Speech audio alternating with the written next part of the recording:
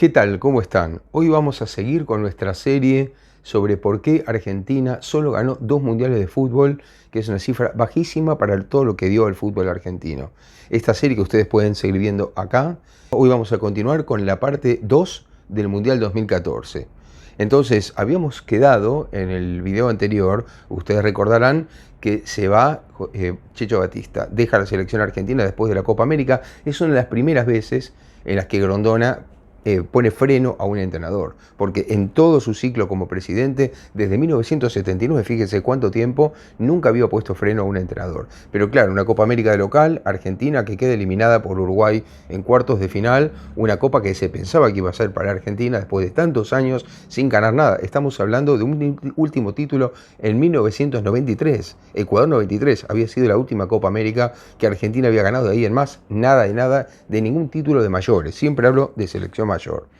Entonces acá viene el intríngulis. Piensa otra vez Grondona, ¿qué hago? ¿Qué tipo de entrenador necesita la selección argentina para continuar de acá al Mundial 2014, que era un Mundial en Sudamérica? Después de tantos años había un Mundial en Sudamérica, hacía muchísimo que no se jugaba un Mundial en Sudamérica. Desde el año 78, desde el Mundial de Argentina 78, muchísimo tiempo sin jugarse un Mundial en Sudamérica. Entonces, sí se había jugado en Norteamérica un par de mundiales, pero en Sudamérica no. Era la gran ocasión, tal vez, porque por más que no se jugaba en Argentina, se jugaba en Brasil, Argentina podía ser local en muchos partidos, muchos argentinos viviendo en el norte, cerca de Brasil. Había ya, nosotros en Sudáfrica 2010, Lula, el presidente de entonces de Brasil, nos había dicho que había organizado una cantidad de posibilidades de turismo para los argentinos que venían del norte, ya sea por coche, por cualquier vía, por avión, cantidad de posibilidades. Entonces se pensó, bueno, es una gran ocasión, tenemos al mejor jugador del mundo, que era Lionel Messi, indiscutiblemente un Messi que además cada vez marcaba más récords en el Barcelona. Tenemos la posibilidad de jugar, si bien Brasil es local y es una potencia, Argentina lo es también y va a jugar muchas veces como local prácticamente. Bueno, es una gran ocasión, pero hace falta un técnico que esté adecuado a este nuevo ciclo y a estas posibilidades que yo ya les venía comentando. Esto de que hace falta estar cerca de los negocios, aceptar una cantidad de situaciones dadas, aceptar el poder creciente y la influencia creciente de Lionel Messi en la selección argentina. Y entonces da un volantazo Grondona esta vez, y a cambio de pensar solamente como pensó en Batista, por una cuestión de cumplir ciertos requisitos, vuelve a esa idea que siempre tuvo Grondona y que le había dado muchos resultados. Es decir, algo simple, pensar quién es el campeón argentino actual, qué equipo es el campeón. El último campeón, el último que había marcado más o menos un hito, era Estudiantes de La Plata. No solamente campeón argentino en el 2010, sino que Estudiantes había ganado la Copa Libertadores en 2009, la cuarta Copa Libertadores de su historia, 3 en los años 60 y esta Copa de 2009 que la gana con Juan Sebastián Verón como gran figura, pero claro, un Verón ya por la edad fuera de la selección argentina. Entonces lo que piensa Grondona es armar una estructura parecida a la que armó con Batista, pero con el oportunismo de un entrenador que nadie puede discutir porque viene a salir campeón de Argentina y de América, como era Alejandro Sabella. Con un hecho más que fíjense ustedes que vuelve a pasar, que también se va a repetir en Grondona. Había una cierta mínima deuda, en este caso una deuda menor, no era como la de Maradona, pero había una mínima deuda con Sabella. ¿Cuál era esta deuda? Que en 1986 para México, Sabella integró aquel ciclo de 4 años, un gran número 10, una zurda espectacular la de Sabella, pero en una época de muchos números 10. Entonces Sabella quedó atrás en una lista de jugadores como Borghi, como Maradona, ni hablar, como Tapia, en fin, tantos más como Bocini. Bueno, Sabella queda atrás y no termina yendo al Mundial del 86.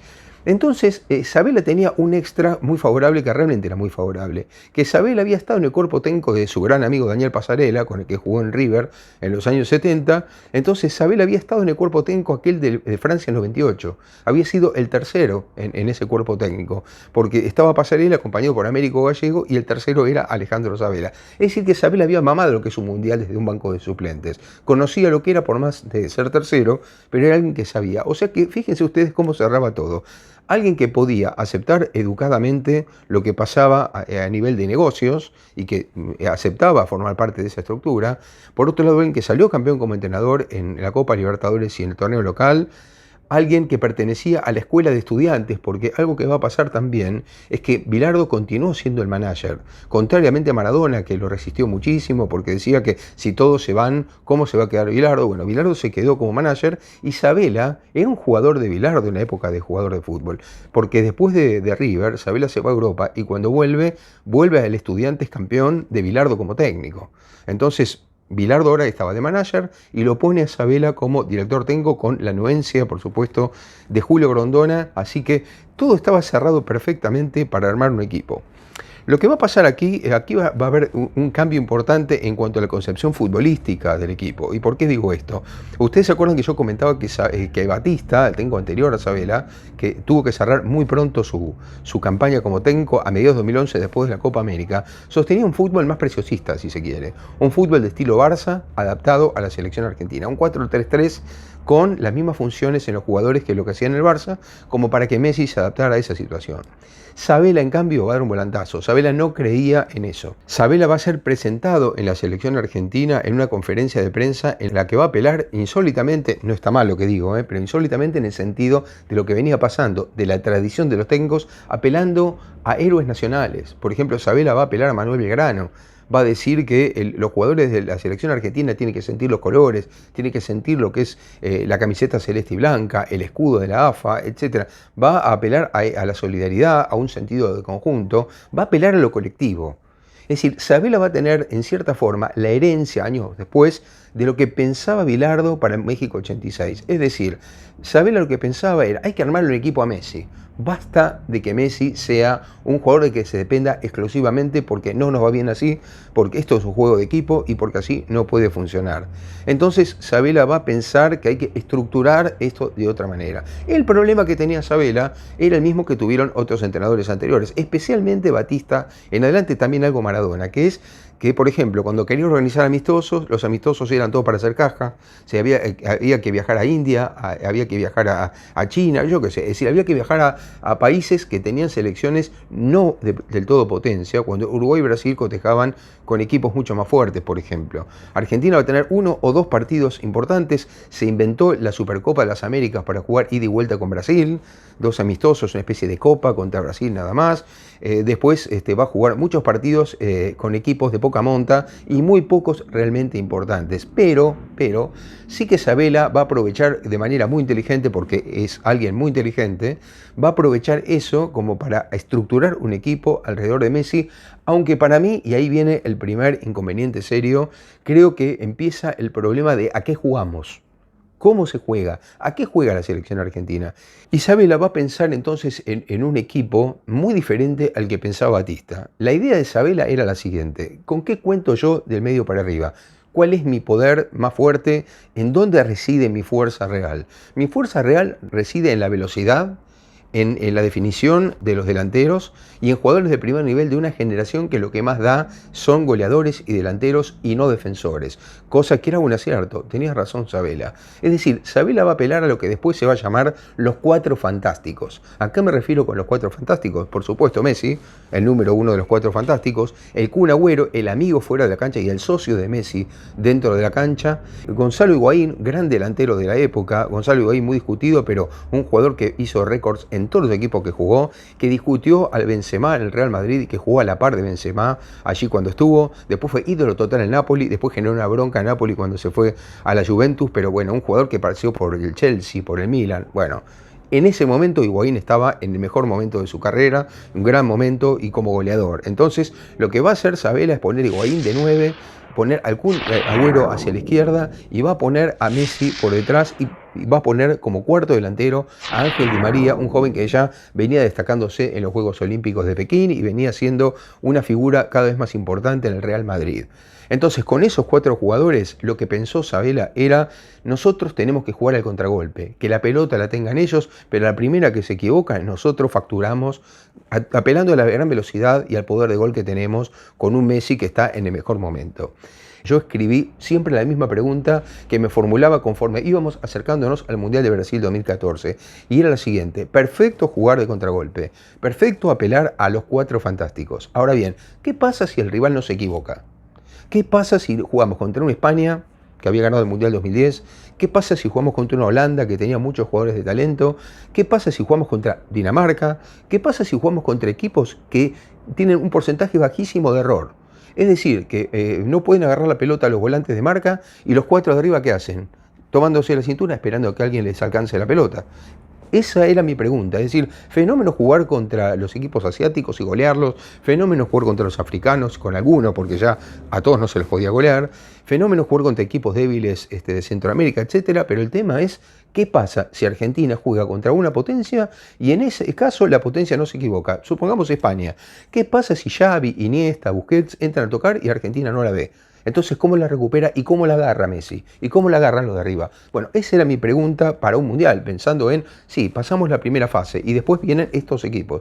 ¿Qué hacemos contra estos equipos? ¿Cuál es el plan? Bueno, otro tema que va a tener Sabella, que va a ser algo muy parecido a Batista, porque era un tema que no tuvo solución en la Copa América, fue el tema Carlos Tevez. El tema Carlos Tevez va a aparecer otra vez con mucha fuerza, pero esta vez va a ser, como cada ciclo tiene Argentina, este caso va a ser Tevez el jugador prohibido de la selección argentina. Al punto tal, que les voy a contar una anécdota. Yo estuve, les cuento, en todos los partidos de la selección argentina. Yo ahí seguía la selección argentina. En todos esos partidos amistosos de los miércoles, por toda Europa, estuve en Estados Unidos en la previa del Mundial 2014, cuando jugó aquellos 2 partidos en New Jersey contra Ecuador y en San Luis contra Bosnia y Herzegovina. Estuve en todos los partidos. O sea que lo puedo contar de cerca. Y una cosa que yo notaba, por ejemplo, era que en Estocolmo, en el partido contra Suecia, ni bien terminó el partido, que Argentina ganó muy bien, jugando muy bien al fútbol, estaba Ibrahimovic enfrente, que era un jugador de cuidado, los jugadores argentinos con la puerta entreabierta, ustedes tengan la idea de que éramos 4 o 5 periodistas argentinos, nada más cubriendo a la selección. Bueno, la puerta entreabierta del vestuario y cantando "Estamos todos, no llamen a nadie más". No llamen a nadie más. Eso tenía un destinatario claro, que era Carlos Tevez. Si ustedes van a los archivos o por Google y toman, por ejemplo, declaraciones de Sabella sobre por qué no estaba Carlos Tevez, a Sabella le preguntaban por qué no estaba otro jugador y decía, no, lo estamos siguiendo, hay tiempo, todavía falta para el Mundial, hay muchos jugadores en carpeta, tengo gente que los está siguiendo por Europa, por todas partes. Cuando le preguntaban por Tevez decía, el grupo está cerrado. Es decir, el único jugador con el que Sabella respondía, el grupo está cerrado, era con Carlos Tevez, más claro agua. Era clarísimo, Tevez no podía formar parte, y yo creo que esto se debía, me pasó una vez en Ezeiza, en el periódico que tiene la AFA, de ver salir a Carlos Tevez con todos los micrófonos. Tevez, alguien ligado a Boca Juniors, que tuvo un éxito tremendo en Europa, de ver salir a Carlos Tevez, hablar con la prensa en la zona mixta, con los micrófonos, con las cámaras, todo se iluminaba, un Tevez contento haciendo declaraciones, y que a los 2 minutos saliera Messi y todas las cámaras se fueran de Tevez para tomar a Messi, y la cara de Tevez era indisimulable. Yo creo que había algo de esto en esa situación. Es decir, lo que hubo acá fue una lógica de 2 estrellas, mega estrellas, como eran en distintos sentidos Tevez y Messi. Una mucho más fuerte en el mundo, de una presencia total, como era Messi, pero la otra realmente fuertísima, que había tenido éxito en todos los equipos importantes, que había ganado cosas muy importantes en Europa y que venía de ganar en Boca muchas cosas importantes también. Tevez fue elegido 3 veces seguidas mejor jugador sudamericano por la encuesta que hace el diario El País de Montevideo. O sea que no estamos hablando de alguien improvisado que ganó alguito, alguna cosa. No, Tevez ganó muchas cosas. Entonces era realmente complicada la situación. Entonces pasaba esto que cuento con Tevez. Tevez estaba al margen, había siempre polémica hasta el final. Yo les cuento, cuando dio la lista definitiva de 23, Sabella, hubo una polémica sobre si Tevez tenía que estar. La presión que recibió Sabella fue tremenda porque, además, ustedes recuerden que como Sabella era ayudante de Pasarela, Sabella lo tuvo a Tevez en Corinthians. Pasarela estuvo de técnico en Corinthians y Sabella era el número 3 ahí, el número 2, ya era el número 2 en Corinthians, y lo tuvo a Tevez allí. Entonces todos pensaban que iban a limar las perezas y que finalmente Tevez iba a estar en Brasil, porque además Tevez había jugado en el Corinthians en Brasil. Finalmente no ocurrió y Tevez, esta vez Sabella no cedió a ninguna presión de nada, y entonces efectivamente terminó armando otro equipo.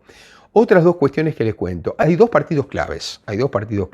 Argentina no va a empezar bien la clasificación al Mundial. El grupo sudamericano, que como ustedes saben, hace mucho tiempo ya que son 18 partidos, 9 partidos ida y vuelta contra los mismos rivales, o sea, local y visitante. Argentina empieza ganando 4-1 a Chile y todos pensaron, bueno, los 4 fantásticos, ya está. pasamos, pero rápidamente al Mundial. 4-1 el debut en la cancha de River contra Chile, bueno, listo. Argentina va y pierde con Venezuela el segundo partido 1-0 y empiezan las dudas. Después Argentina empata con Bolivia. Ustedes se acuerdan que un año antes había empatado con Bolivia de local también en la Copa América. Ahora empata con Bolivia en la clasificación al Mundial. Y entonces las dudas empezaron a ampliarse y fue la vez, yo creo, que Sabella estuvo más en duda y que Messi fue más cuestionado que nunca. Es decir, ya era un Messi que había perdido la Copa América, que no había hecho goles en el Mundial de Sudáfrica 2010 y que ahora en la clasificación no participaba tanto, salvo el partido con Chile inicial, y la selección argentina no había iniciado con buen pie esta clasificación.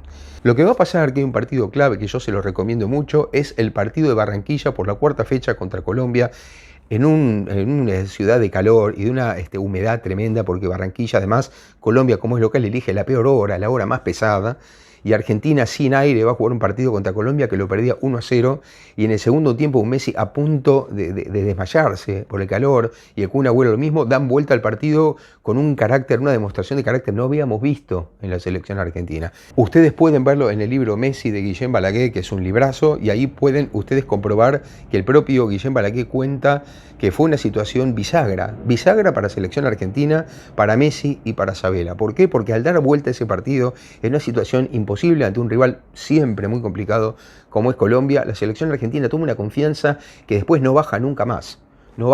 En todo el ciclo hasta llegar al Mundial, la selección argentina, claro que jugando siempre amistosos de poca monta, pero en lo que fue la clasificación, Argentina no la pasó mal, llegó al Mundial con bastante tranquilidad por un lado, y por otro lado estuve también como testigo, les cuento, en un enorme partido que jugó la selección argentina, a mi gusto, el mejor de todo el ciclo de Sabella, mejor todavía que en Barranquilla, que fue más que nada una cuestión de carácter, pero el mejor fútbol lo jugó en el partido contra Suiza en Berna. Un partido que tuve el gusto, realmente el gran gusto, de comentar con Víctor Hugo Morales en los relatos de Radio Continental en aquel momento, comentándolo con él, un partido en el que Argentina hizo algo que después le hablé con Sabella y él se reía porque se daba cuenta que era cierto, que era así, que yo le decía, me parece bárbaro haber encontrado por fin a Messi la fórmula para que Messi meta goles. Ese día Messi hizo un triplete, metió 3 goles, pudo haber hecho más, pero ¿qué hizo Argentina para que Messi metiera muchos goles? Sabella le había encontrado la vuelta que era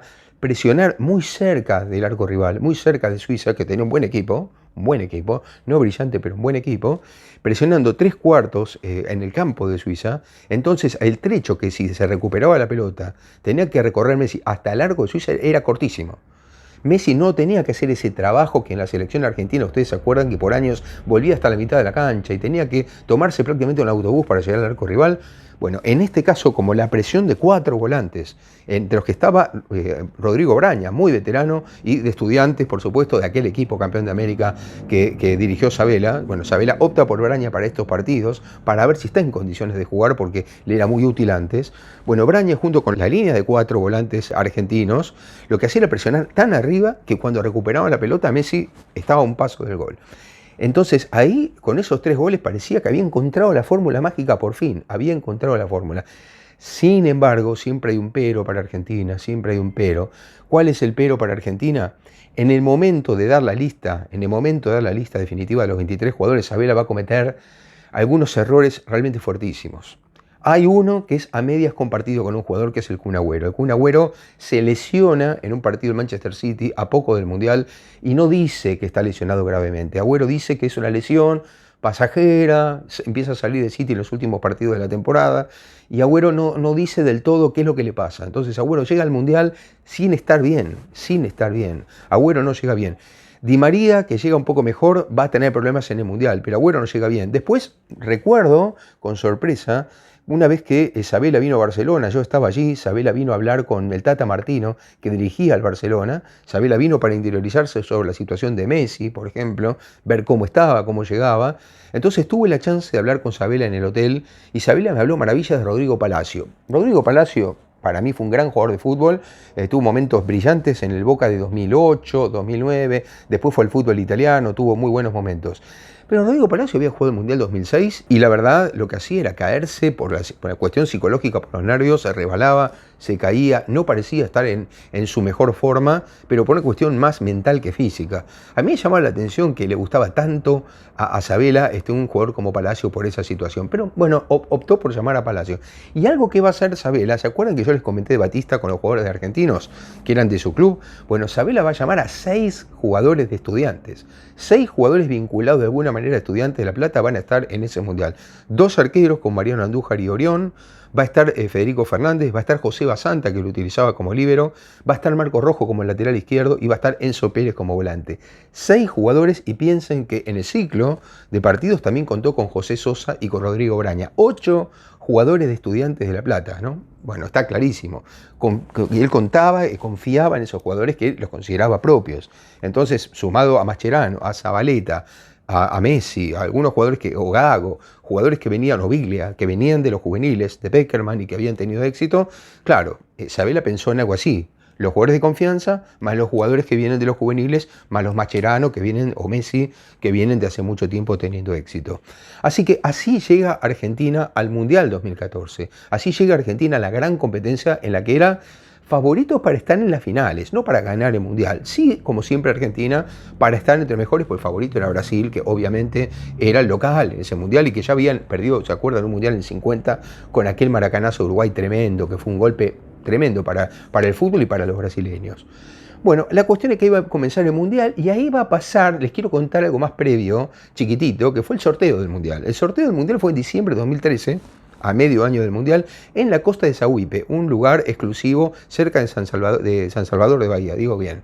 Bueno, en ese lugar exclusivo, cuando se produce el sorteo, yo estaba otra vez allí y fue una situación muy rara, porque a la selección argentina no solo le toca un grupo fácil, accesible, sino que después estaba dado el circuito desde octavo de final en adelante, para, o casualidad, jugar contra la mayoría de los equipos con los que ya había jugado amistoso. Era como si hubiera tenido la bola mágica, ¿me entienden? Era tener la bola mágica, es decir, yo juego un amistoso con Ecuador y después en el Mundial me puede tocar Ecuador. Yo juego contra Suiza y, o casualidad, en el octavo de final me toca Suiza. Yo juego contra Nigeria y, o casualidad, en el grupo me toca Nigeria. Bueno, esa suerte rara, ¿no?, que tienen algunos. Bueno, Argentina tiene esa suerte de que en el sorteo le tocan los equipos con los que había cotejado en amistosos, y desde los primeros asientos, de donde estaban los dirigentes que no estaban en el centro, que no estaban en el estrado, por decirlo así, Juan Carlos Crespi, dirigente de Boca, le hace a Grondona este gesto, y le hace así, como diciendo, esto es para vos, gracias. ¿Qué significa eso en un sorteo? Muy extraño, pero había como una especie de felicidad de los dirigentes argentinos por ese sorteo que a Argentina le fue tan bien que llamaba la atención, con Grondona siendo el número 2 de la FIFA. Bueno, realmente, ¿no?, un azar que esta vez jugó para el equipo argentino. La cuestión es que Argentina debuta en el Maracaná contra un rival que justo yo había visto en San Luis, en Estados Unidos, Bosnia-Herzegovina. Uno dice, Bosnia-Herzegovina, bueno, estaba pasando por un gran momento, lo sigue pasando ahora, con 2 jugadores clave, Pjanic, conocido nuestro porque está jugando en el Barcelona y porque jugó antes en la Juventus, y Edin Dzeko, que era un gran goleador, tipo muy potente, un gran goleador. Pero lo que sorprende es que ya en San Luis y ahora en el Maracaná, en el partido debut, Argentina va a marcar con 5 defensores para marcar a Dzeko. 5 defensores, ¿sí? Digo bien, 5 defensores. Argentina gana jugando un mal partido, gana bien con un gol de Messi y otro gol después, pero gana bien el partido, pero jugando mal, jugando sin transmitir gran cosa, un partido rácano, aburrido, con los jugadores argentinos tratando de mantener el resultado y poco más, como que ganar es lo importante hoy en el debut y punto. Y al día siguiente va a pasar algo que muchos se olvidan después. Muchos cuando critican a Messi y su carácter, Messi va a golpear con el puño en la mesa, es una figura lo que digo, pero Messi va a decir al día siguiente en la conferencia de prensa como capitán de la selección, a mí no me gusta la línea de 5. Argentina no se puede dar el lujo de jugar con la línea de 5 contra Bosnia. Nosotros tenemos que cambiar el esquema y jugar como Argentina, que es una potencia, tenemos que jugar con 4 atrás, 5 no se puede jugar más, y Sabela va a tomar nota de eso y va a cambiar a partir de allí. Lo cierto es que Argentina juega un partido muy malo contra el Irán de Carlos Queiroz, muy malo, que terminaba empatando y que Sergio Romero salvó las papas, es así, porque si no Argentina perdía. Y en la última jugada, prácticamente en el alargue, cuando el tiempo de descuento, Messi saca de la galera un tiro de esos de Messi, únicamente Messi puede sacarlo, que la pone en un ángulo y Argentina gana 1-0 con ese gol. Después el partido con Nigeria es un partido algo testimonial porque Argentina había ganado los 2 partidos y no estaba tan apurada y termina ganando los 3 partidos Argentina y como primera de grupo le toca, o casualidad, un rival que también yo les conté había tenido en la época de amistosos. Le toca a Suiza en Corinthians, en la arena Corinthians de San Pablo. Bueno, va a sufrir mucho Argentina ese partido, no le va a encontrar la vuelta. Un equipo argentino que, fíjense ustedes, después de la fase de grupos donde Sabela cede esto que pasó con Messi, cede a esas presiones, Sabela va a empezar a negociar con los jugadores importantes que otra vez no puedo ceder. Bilardo se va a meter, Sabela va a empezar a decirles, señores, hasta acá cedí, pero ahora vienen los octavos de final en adelante, partidos mata-mata, es decir, que pierde se queda fuera, el que pasa avanza en el Mundial. Yo voy a volver a un esquema un poquito más rocoso, más defensivo. Va a ir saliendo Gago del equipo, va a ir saliendo Gago, va a entrar Eviglia, va a entrar Enzo Pérez, lentamente va a tener 3 volantes de marca Argentina, más Messi, la Bessi que entra por Agüero, porque otra cosa que va a pasar es que Agüero, les conté, no estaba bien y se lesiona definitivamente en ese Mundial y queda fuera, con lo cual Argentina, eso de los 4 fantásticos ya no tiene los 4, tiene 3. La Bessi entra por el Kun, que la Bessi jugó bien, pero no era lo mismo que el Kun, no tenía el mismo talento, ni la misma fuerza, ni la misma figuración en el mundo del fútbol. Bueno, va a entrar la Bessi por el Kun Agüero y Argentina, que lo que importaba a partir de ahí es que va a tener la valla en 0. Nadie le va a meter goles, pero Argentina va a pasar por los pelos, sufriendo todos los partidos. El partido contra Suiza, Di María anota un gol cuando ya se terminaba. Y en la jugada siguiente, que era la última, se pierde en la línea del arco, se pierde un gol de Suiza tremendo de Shaqiri, un gol que se pierde de Suiza, que era el empate y tenían que ir tal vez a los penales. Así pasa Argentina en octavos. En cuartos de final, Argentina le gana a Bélgica con gol al principio de Higuaín y después lo que hizo fue aguantar ese gol y así pasa a la semifinal. Y después en la semifinal fue dominada ampliamente por Holanda, pero también es cierto que Argentina le cede la pelota a los holandeses. Con esta idea, fíjense que tenía Sabela de que la pelota la tengan ellos y nosotros, si ellos se equivocan, avanzamos. Pero los holandeses eran de esos que no se equivocaban. Entonces Argentina sufrió mucho ese partido. Ustedes se acuerdan de esa jugada de Mascherano que siempre cuenta jocosamente que casi se rompe.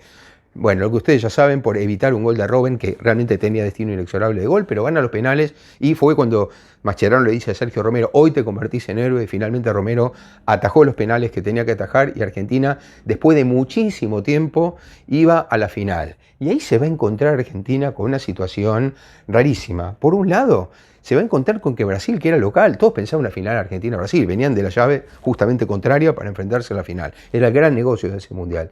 Pero Brasil va a caer un día antes que la semifinal de Argentina-Holanda. En el partido contra Alemania va a caer 7-1. En un resultado, es el peor resultado de la historia de Brasil en los mundiales. De local, en una semifinal, no solamente pierde 7-1, sino que el partido estaba resuelto a los 30 minutos del primer tiempo. ¿Y por qué hablo de Brasil-Alemania si tengo que referirme a Argentina? Porque acá viene algo que se dijo poco. Esa final de Argentina-Alemania en el Maracaná, hay que tener en cuenta que la selección alemana jugó un día antes que Argentina, tenía un día más de descanso, a los 30 minutos del primer tiempo tenía resuelto el partido, o sea que 60 minutos lo jugó prácticamente como Juan por su casa, y Argentina, jugando un día después, tuvo que ir hasta los penales con Holanda, es decir que no estaban igual. No estaban en la misma condición. Y para colmo, es cierto que en Alemania se lesiona un jugador y hace un cambio desde el túnel. Pero en Argentina se lesiona, no puede, tiene problemas para entrar Di María. Di María tiene problemas para entrar, está con toda esta carta que se acuerdan ustedes que mandó el Real Madrid pidiendo que no jugara por una lesión que arrastraba, que era una vendetta del Real Madrid, tema particular de Di María con el Real Madrid, pero así fue, que rompieron la carta. Pero así llegaba Di María y Agüero afuera del equipo, y Argentina así sale a jugar la final con Alemania. Y sale a jugar la final con Alemania sabiendo que el partido tenía que resolverse en los 90. ¿Y por qué digo tenía que resolverse en los 90? Podía resolverse en el alargue o en los penales. Pero era muy probable que si Argentina iba al alargue a 30 minutos más después de empatar con Alemania, Alemania tenía muchas más chances que Argentina de ganar, porque físicamente Alemania estaba mejor. De hecho, Messi mismo planifica 3 sprints solamente 3 sprints en todo el partido, porque sabía que entre el calor, entre lo que había pasado con Holanda y todo, no estaba para más de 3 sprints.